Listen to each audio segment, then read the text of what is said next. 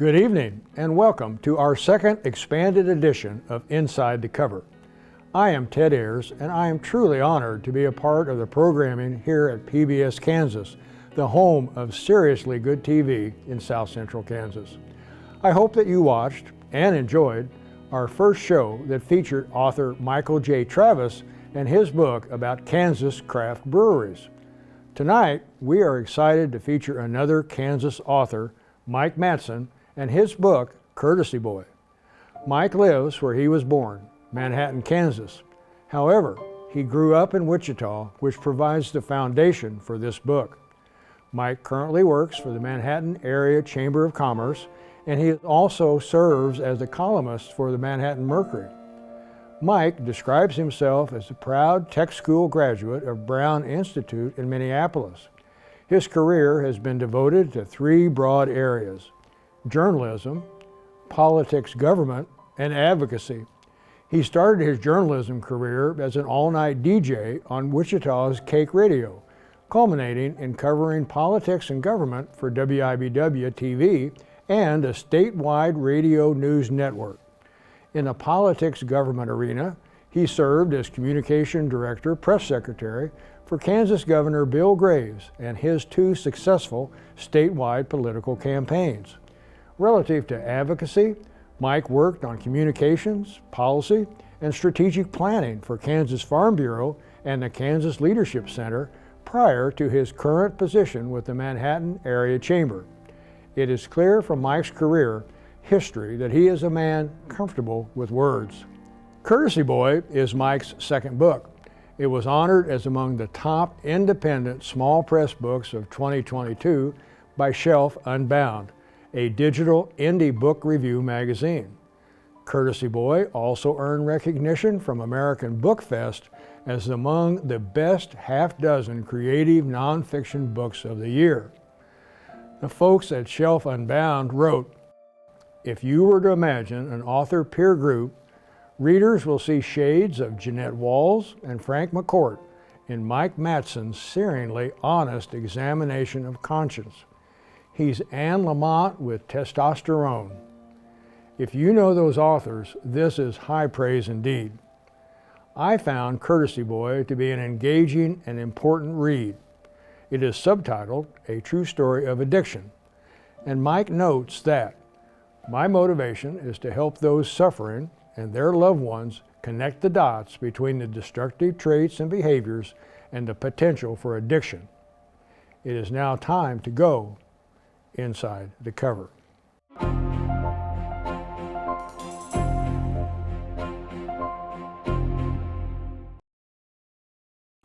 Mike, welcome, and thank you again for being our guest on our show. We're so pleased to have you. I appreciate that. As you know, I really appreciated your book, and there's so much to talk about, and I'm not certain that 30 minutes will give us the time we need, but I want to give you and Courtesy Boy as much attention as I can. So if you're ready, let's get started. Let's do it. Mike, your sister Vicki wrote in the foreword, "This is a story of ruin and redemption, of falling down hard and fumbling one's way to the life one desperately wants. It's the story of my brother's journey to sobriety." Would you agree with what your sister wrote? I would, Ted. And it's probably important to point out from the outset that the story is about my young adult life. It starts the night I graduate from high school at Wichita Heights in 1975 and culminates in August of 1991, the day I had my last drink. I was very fortunate that my sister was willing to write that forward. She has seen me throughout this process and sort of gets a sense of what I've been through. And so when she says ruin and redemption, I'm flattered by those words. We can get into this, but the story is about a dichotomy, right? It is about professional success on the one hand, and on a parallel track, personal destruction. And so she was able to see that, see me come through that. And so when she used those words, ruin and redemption, I never really thought about it from that perspective, but that's a pretty good way to capture it. Well, it really is, and when people read your book, they're going to understand that, and you've touched on a number of areas just then that I want to get into. So In the preface, you wrote, Mike, that my early life unfolds chronologically in these pages, but addiction itself is not lineal. It's an insidious mosaic of multi-layered behaviors, circumstances, traits, and events that eventually leads to a perspective that can only be gleaned accurately and wholly in hindsight. Mike, was this a difficult book for you to write? It, in many ways, yes and no. So again, this is a chronology, sort of a ramp up to a lot of loss. And so early on, it starts when I'm 17 years old and I move out of home into an apartment with two chums here in Wichita, and it culminates with after 3 stints at rehab, right? Sort of this really difficult realization that you know, this is ruining my life. And so the early part, right, when I was a young adult hanging out with my friends and we're partying all the time, that was fun to write, right? Because you get to relive that. You know, I had a chance to reconnect with a lot of the people that I was involved with in my life at that time. I was going to ask you about that. Yeah, so that part was fun. And then as we move forward in the chronology, and as the losses continue to mount, and as I struggle with addiction to alcohol, I went through a lot, right? And that part was kind of difficult to relive. And so when I was writing it, I did the fun parts first, and I saved the hard parts for the last. Yeah, well, that absolutely makes sense. And I talked about in the introduction, Mike, about the recognition that the book has received from critical sources, but can you give us a sense of the reaction of your readers? Have you had contact with individuals who have read your book? Yeah, I have, and I kind of separated into three buckets, right? One bucket is people who enjoy the writing, and I'm flattered and I'm humbled by that. You know, you'd mentioned it in the intro, right? I've written all of my career, and so when I started writing a book, I had no idea that it would receive the sort of compliments that it has, and so that's humbling. The second bucket would involve people who know me, right, and know me professionally, and so they enjoy that too. But the third bucket, and this gets directly to addiction and how ubiquitous it is in our society, is from people who have read it and will come up to me and say, oh my gosh, that's me, or that's my father, or my brother suffers from that, or Sally had those exact same behaviors, right, or Billy did this, right? I wish I could say I'm surprised of the number of people that have come to me with personal sort of circumstances related to addiction, but there have been dozens. Well, I would guess as an author, and knowing you professionally and personally, that those responses have to be very gratifying to you. Yeah, they are, and I struggle with that sometimes, because at the core of addiction, the core of alcoholism, is individuals become self-obsessed, right? And to recover, you need to get out of yourself, and there's a whole bunch of different ways you can do that. I've been able to do that over the years, and so when people say, when you get compliments for the writing or compliments for the book, it's real easy for me to lapse back into, yep, I'm pretty good, right? I'm a good writer, and I agree with everything you say. And so I got to be careful with that. Yeah, I understand. I wrote a review of your book, Mike, and I said, Matson has a rich vocabulary, a gift for phrasing and description, and a remarkable memory. Your book covers 16 plus years. How did you go about writing the book in such detail? I have been blessed with what my family calls a granular memory. I can remember dates, I can remember very specific events, I can remember people that were involved with those events, and so that's a gift, right? And so that was a huge part of writing the book.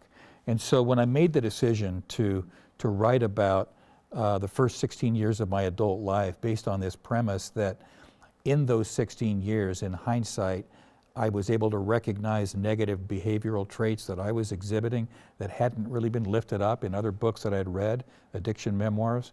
I made the decision to just start to chronicle all of these events. And so I did what I described as dozens of pools of word vomit, in which I was able to just kind of download that onto a screen, and I'd have files, and then that was sort of the nut, the kernel, the core of how I was able to sort of build the book from there. Interesting, interesting. Mike, you write with such candor and openness. Did you ever have second doubts or say, I'm in too deep? I mean, did you ever have second doubts? Yeah, every day as I was writing it. But when I made the decision to write the book, right, I knew, plugged into writing communities and author communities, and they say, write what you know, right? That is the mantra that you get from those who have done this. And so what do I know? I knew recovery from addiction. And so I made the decision to write about that. And then I thought, well, what's the hook? What will separate my book from the dozens of others, right, addiction memoirs? And so I just started reading them. And I read probably 18, 20 addiction memoirs just to get a sense. And I knew I had this notion of lifting up negative traits and behaviors that I knew I exhibited back then. And I didn't see those in the books that I had read. And so when you are doing that, when you're being that self-honest and you're putting that in paper and you're talking about how dishonest you are, or how you are not loyal to your friends, or how you are thinking about yourself instead of others, right? And that's what I wanted to lift up. And so from that perspective, as I was going through it, there were two things that were going through my mind. One was, yep, that's what happened. But the other was, gosh, I wonder how this is going to be accepted. I wonder how this will land. And so that gets to your question. Well, and you mentioned earlier that you have not had a drink since August of 1991. Was writing this book therapeutic, or had you already really resolved and absolved yourself? Well, that's a great question, right? So my recovery from addiction / alcoholism is not unique, right? There are people walking the planet who have gone through what I've gone to, right? And it's a difficult thing to walk through. But when I was writing it, I'd had enough sobriety to understand what I was doing, right? I wasn't worried about relapsing, but I was wanting, the journalist in me kicked in, and I wanted to make sure that what I was writing about was true and accurate. So that's kind of what drove me with respect to that. One of the things I found very interesting, and we've talked about it a little bit, but in the book, you refer to yourself as Mike or Matson. Why was that? Yeah, that goes back to sort of the earlier comment. It was, I started doing it in the first person, right? And when I'd go back and read it all, it was, I did this, I said that, I responded this way. And then this part of my recovery that gets me out of myself started to kick in. And two things, it was, I didn't think I was being true to myself if I was doing it that way, so I wanted to get away from that. And it just sounded clunky, right? And there are other authors that are probably more proficient than I am that can write that way, that write memoirs that way. I just didn't feel comfortable doing that, so I took myself out of it, flipped it around, and wrote it in the third person, and it was much easier for me. Well, and in that sense, as a reader, you know, once you get over that and you accept it, it really helped, I think, you tell the story. Yeah, it did. It gave me sort of some freedom to be able to say, well, this is still me, but I'm telling it from a You pull yourself away and look down upon yourself. Exactly. Again, we've talked about it, Mike. I found the book so engaging because of your personal story and because it provides such a rich history of Wichita and Kansas, but particularly Wichita, in the 70s and 80s. It was a real trip down memory lane. In the process of writing the book, did you, or have you visited these old haunts that you talk about in the book? Yes, I did. That was, the journalist in me wanted to get back in that space, right? And so it starts the night I graduated from high school from what was then Henry Levitt Arena, right? And today it's called something else. I think it's Charles Koch Arena. But I graduated from Wichita Heights in 1975. And so we moved, the day after I graduated from high school, I moved with two friends to an apartment in Woodgate. So I went to Woodgate, spent some time there, walked around the pool, right? Did all of that. I worked at Mr. It's a little bit different today than it was in 75. A little bit different than it was. I was there when it was 2 years old, so it was still pretty shiny, pretty brand new. The title of the book stems from the title of the job that I had at a supermarket on the northwest end of town, Mr. D's IGA. He called the individual young men who would sack and carry out and stock groceries courtesy boys. And so that's what led to the title of the book. And so I was living in Woodgate on the east side of 21st Street and working at Mr. D's IGA on the west side of 21st Street. And so, yes, in fact, there's a chapter in the book in which I describe the drive, and I used it as a vehicle to introduce a new car, right? Driving from the east side to the west side on 21st Street in the late 70s. And it's a lot different then than it was now. My time in Wichita goes back to about 1996. And so some of the places you talk about I've been to or experienced, others I only heard about. So it was just so much fun to have that perspective of someone who actually lived it. Courtesy Boy is divided into 5 time periods. The first section is called Woodgate and runs from May 27, 1975 to November 14, 1977. Was there a significance of why you selected, based on what you've just already told me and our audience, you start upon graduation from high school in Woodgate, so that explains the May 27, 75, but what was it about this 2-year period that you focused on? Well, this is part and parcel of my problem that led to addiction. My father was overbearing, and he was difficult, and I wanted nothing more than to get away from him. Yeah, we're going to talk about your relationship with your father. So literally the day after I graduated high school, the first opportunity I had, I moved out, and I was only 17 years old, right? And so I had friends, and we were able to set ourselves up in housekeeping at an apartment, and Woodgate, right, was at the time only 2 years old, and there were parties every night, and I was living a life that I thought society expected of a red-blooded young American male at age 17 and 18, right? I almost called the book Girls, Cars, and Beer, because there's a lot of each that run through that, and that was part of the problem, right? It's like I didn't recognize how much I was drinking at the time, but with respect to the specific location, everything I did revolved around Woodgate, where we lived. And I want to go back and touch upon your graduation from high school, and you go into, as the book starts, a lot of detail about finding a partner to line up with to walk through graduation. And you explain, I think Sherry Johnson was the classmate that you were able to walk with.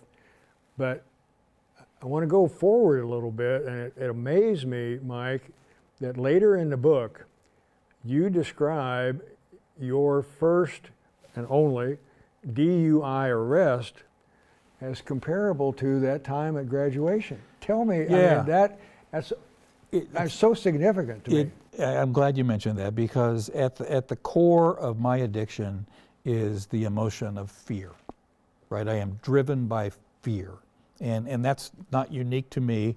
A lot of folks who have succumbed to addiction have the same thing, and so that I start the book with fear, because the coach tells us to line up and find a partner, and it's expected to be boy, girl, and all of the groups that naturally congregate are doing that, and I'm left alone. So I am deathly afraid that I'm going to be stuck at the end of the line with the dweebs, right? And so that's what drove me with respect to that.